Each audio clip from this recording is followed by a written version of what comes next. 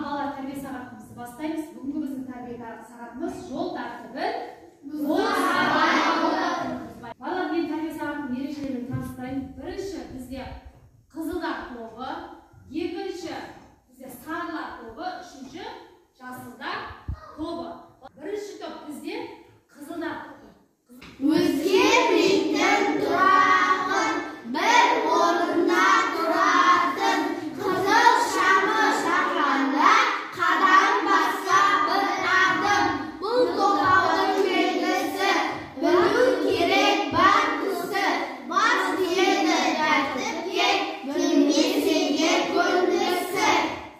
Ал балалар, бірінші топ таныстырумен таныстырды. Ал екінші топ дайынбыз ба? Сарылар тобы. Сары көзі жаққанда өтер мақтанба, бұл дайындық белгісі, кіреді ақтанба. Сары шағын жағылса, сән абай болғанша. Жасылдар тобы дайынсыңдар ма? Ал бастаймыз.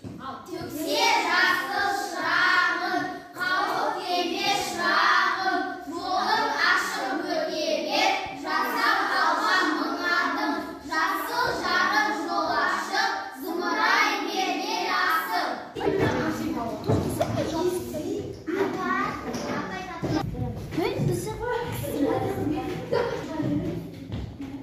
Ал ескерту белгілері туралы айтамыз.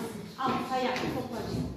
Үш бұрышты қызыл бояумен төңкерілген бұл белгілер жол бойында жағдайсыз қауіпті жерлер бар дегенді білдіреді. Нұсқа белгілері жаяу жүргізушілер мен велосипедшілер жүретін жерлерді көрсетеді. Үш топқа да бағдаршам туралы біліп келеміз дедік, балалар. Үш топқа да бағдаршам туралы бергенмін. Тауып бердік па бағдаршам туралы? Бірінші топ.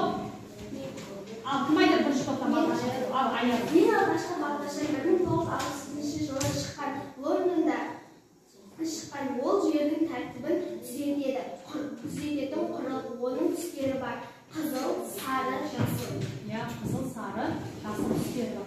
Екінші топ сары топ дайынбыз ба? Бағдаршам туралы біліп келдік па? Ал кім айтады топтан? Ал Сандуғаш. Бағдаршам туралы мен көп нәрсе білемін. Бағдаршам жанса бірінші болып қызыл түсті, ал екінші сары, үшінші жасыл. Сол бағдаршам мен өте түсіп өзгеретін тұратын. Ал үшінші топ. Ал. Ең алғашқы бағдаршам Лондонда шықты. Оны ойлап тапқан азамат бірінші бағдаршам қолмен басқарылады және екі қанатты болған. Бірінші тоқта дегенді білдірсе, ал екінші байқап қозғал дегенді білдіреді. Ал балалар, барлық үш топта бағдаршам туралы біліп келдік.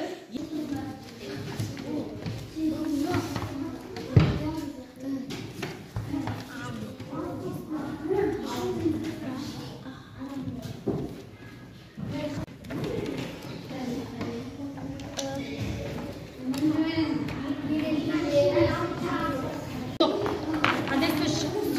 Жабыстырамыз. Қандай сөз шығады?